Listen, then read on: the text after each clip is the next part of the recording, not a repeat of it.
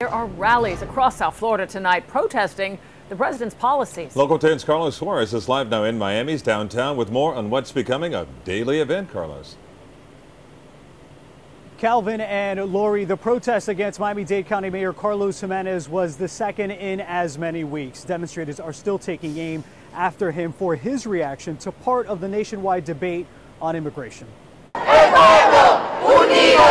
The message was loud and clear. Demonstrators want Miami-Dade Mayor Carlos Gimenez to change course on working with federal authorities to extend jail time for people wanted on immigration violations. This is basically a gathering of people who are defending immigrants and defending them on a local level and on a national level. We don't know they're illegal immigrants until the federal government says, hey, by the way, we have an interest in that individual and we would like for you to detain them for 48 hours.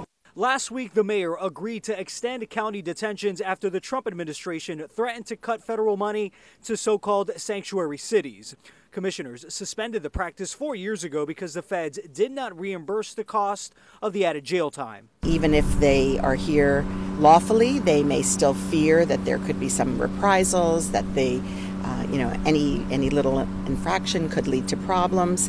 Commissioner Daniela Levine Cava penned a letter to the mayor with her concerns, how to balance detention requests with protecting a largely immigrant community.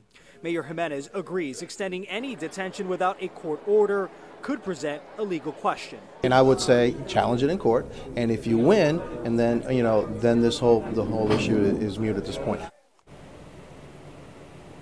All right, now commissioners are not expected to take up the mayor's action when they meet next week, but demonstrators said that that's a meeting that they plan to attend.